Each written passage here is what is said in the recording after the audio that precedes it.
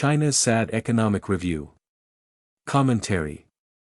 Regular readers of this column will hardly be surprised by the disappointing economic picture emerging in China. Aside from exports, just about every other aspect of the economy, real estate, the consumer, capital investment, has shown pronounced weakness. And given the growing hostilities toward China trade in the United States, Europe, and even the so-called Global South, the durability of this export strength comes into question. The latest reports from Beijing show that retail sales in July were barely 0.6% above year-ago levels. Even at China's negligible rate of consumer price inflation, the figure announces no growth over the past 12 months, a far cry from the halcyon days of 10, 20 years ago. Consumers' reluctance to spend is, of course, an old story. Slow-to-no consumer spending growth has been a long-standing fixture in China's economy, and the reasons are clear. Living costs have risen faster than incomes, and job security has deteriorated, first with the interruptions to work schedules imposed by the pandemic's lockdowns and quarantines, and then for years afterward under Beijing's misplaced zero-COVID policies. With the economy's pronounced slowdown, older, more secure employment patterns have struggled to return since. The sense of insecurity is reinforced by firm evidence that now some 40% of urban workers in China are involved in what Beijing calls flexible employment, red gig and part-time work. The ongoing property crisis has also had its ill effects on the economy. Its immediate effects center on the construction sector. Property investment of all sorts has dropped by 19% in the past year alone. Construction activity, already down since 2021 when the crisis began, fell another 5% or so during the first 6 months of this year from the same period in 2025. Home purchases during the 12 months through June were off by some 17%. But the effects do not end in construction.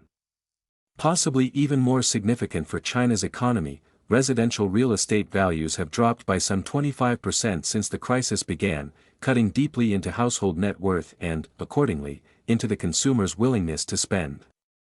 With consumer spending and real estate on the ropes, it is hardly shocking to read that investments in fixed assets, factories, equipment, technology, and the like, have declined.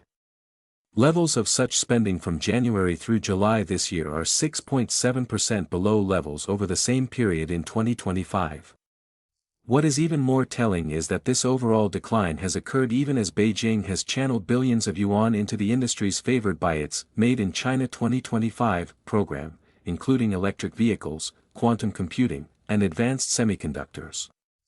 Though the data are hard to parse, the implication is that the rest of Chinese industry has cut back even more dramatically than is implied in the impressively bad aggregate number. What is more, the technology spending so favored by Beijing is proving to be far from an unalloyed positive. The buildup has raised Chinese productive capacity in these favored areas far beyond what the domestic economy needs and accordingly has made China more export-dependent than ever. So far, the exports have buoyed the overall economy, growing some 24% over the 12 months ended this past July, but there is reason to question the staying power of this trend. In one respect, this export growth is remarkable, since it has occurred even as Chinese exports to the United States have succumbed to the Trump administration's tariffs and other restrictions, falling by some 30% in 2025. This year, they are running some 16% below 2025 levels.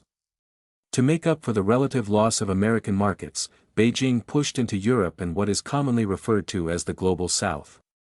While that push has clearly sustained strong momentum so far, the new targets for Chinese exports have begun to resist. The European Union has imposed tariffs, as has Mexico, while Vietnam, Malaysia, and Indonesia, among others, have complained of the Chinese wave and are investigating ways to limit the flow of Chinese goods. As this widespread resistance unfolds, it will clearly jeopardize the continued export growth, and the one growth engine China has going for it. To conclude from this that China's economy is collapsing, as some more inflammatory commentators have suggested, goes too far, but it is very easy to conclude that China's economic prospects are far from bright.